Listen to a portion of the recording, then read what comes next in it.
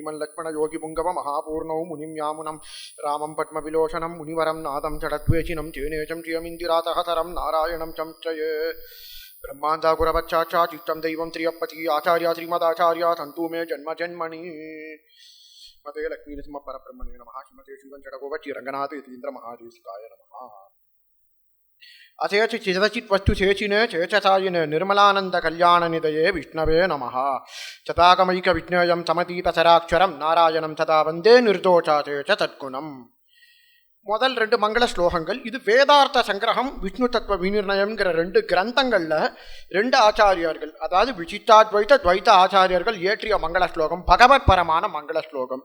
ரெண்டோடைய அர்த்தத்தையும் நம்ம பார்ப்போம். அதாவது எதுனா முதல்ல வேதார்த்த சங்கிரகத்துக்கு வருவோம். அப்புறம் அவ என்ன சொல்றா, ரெண்டு ஆச்சாரியாலும் எங்க சிமிலரா காமிக்கிறா அப்படின்றத பார்க்கலாம். அசேச்ச சிஜதித் வஸ்து தேச்சினே அப்படின்னா அசேஷா சர்வலோகத்துக்கும் சுவாமியா இருப்பவன் ஸ்ரீமன் நாராயணன் அப்படின்றது முதல் வார்த்தை. சிதச்சித் வஸ்து, சித் அச்சித் அதாவது சேதனம் அச்சேதனம், உயிரற்றது உயிருள்ளவை உயிரற்றது வஸ்துக்கள்.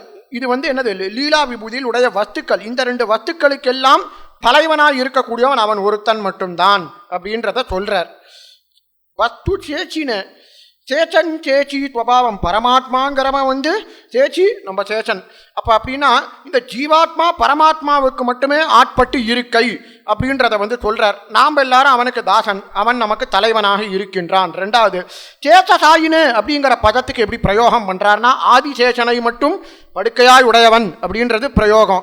ரெண்டாவது சமஸ்த பரிவாரங்களுடன் கூடினவன், அதாவது ஸ்ரீவைகுண்டத்தில் அனந்த திருமகளுடன் அனந்த கருட விஸ்வக்ஷேனாதிகளுடன் கூடியவனாய் இருக்கின்றான் அப்படின்றது சொல்றார் அனந்த பிரணாமங்களோட. அடுத்தது நிர்மலானந்த என்றால் ஹேய குணரஹிதன், எந்த விதமான அதாவது பிரகிருதி சம்பந்தமான தோஷங்களுக்கெல்லாம் எதிர்த்திட்டானவன், அதாவது எண்ணற்ற குணங்களுக்கு இருப்பிடமாய் இருப்பவன் சொல்றான். ஆனந்தத்துவம் அமலத்துவம் ஜியப்பதித்துவம் இப்படியும் போன்ற சகல குணங்கள், ஞான பல வீரிய ஐஸ்வர்ய சக்தி தேஜக பகவத் சப்தத்துக்கு உரிய இந்த இதை சொல்றார் அவர். அது மட்டும் இல்லாமல் அவரோட இதை சொல்லிடுறார் இவர்.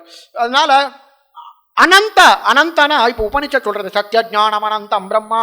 அனந்தனா குணங்களுக்கு இல்லாத எல்லை இல்லாத குணங்களுக்கு இருப்பிடம். ஒவ்வொரு குணமும் ஒரு சாகரம், பெருமாளோட ஒரு கடல். அப்ப அந்த குணங்களுக்கெல்லாம் இருப்பிடமாய் இருப்பவன் அப்படிங்கிறார். நிர்மலானந்த கல்யாண நிதையன அளவற்ற நிதி. பெருமாளானவர் எப்படி அளவற்ற நிதி, எடுக்க எடுக்க அல்ல குறையாத அச்சய பாத்திரோன்னு பகவான சொல்றார் அவர். கல்யாண நிதையே கல்யாண குணங்களுக்கு இருப்பிடமாய் இருப்பவன். விஷ்ணவே எங்கும் பரவி இருப்பவன். விசல் வியாப்தவ் அப்படிங்கிற அந்த பதத்திலிருந்து அவரை எடுக்கணும். விஷ்ணவேனா எங்கும் பரவி இருப்பவன். நமகான்ற சப்தத்துக்கு என்ன சொல்றாருன்னா வெறும கை கூப்பி அஞ்சலி முத்திரை பண்றது கிடையாது. அதாவது பக்தி பிரபத்தி மூலமாக அவனை அடைய செய்கின்றோம் நாம் அப்படிங்கிற அதாவது சாச்சாங்க தண்டவத் பிரணாமம் பண்ண சொல்லல, பக்தி பூர்வமாகவோ பிரபத்தி பூர்வமாக அவனை அணுகுவதே முறை அப்படிங்கிறார் எம்பெருமானார். இப்ப அடுத்தது வருவோம் மத்வாச்சாரியாருடைய ஸ்லோகத்துக்கு. சதாகமைக்க விஜ்ஞேயம் சமதீத சராட்சரம் அப்படிங்கிறார். முதல் வரிய பார்ப்போம். சத் ஆகமைக்கம். சதாகமைக்கம்னா பெருமாளானவர் ஆகமங்களினால் மட்டுமே அறியக்கூடியவன். அதாவது எப்படின்னா பிரத்யக்ஷம் அனுமானம் சப்தம் இவற்றினால் அறிய முடியாதவன் எம்பெருமான். ஏன்னா இவற்றுக்கும் மேலான் எக்ஸால்டட் இஸ் ஹி. நம்ம எவ்வளோ எக்ஸால்டட்னு ஒரு வார்த்தை இங்கிலீஷில் யூஸ் பண்ணுவோம், சூப்பர்லேட்டிவ் டிகிரி. பெருமாள் அவ்வளோ ஈஸியாக அறிய முடியாது யாராலையும். ஸோ மத்வாச்சாரியார் என்ன சொல்கிறாங்கன்னா தத் ஆகமைக்கம்.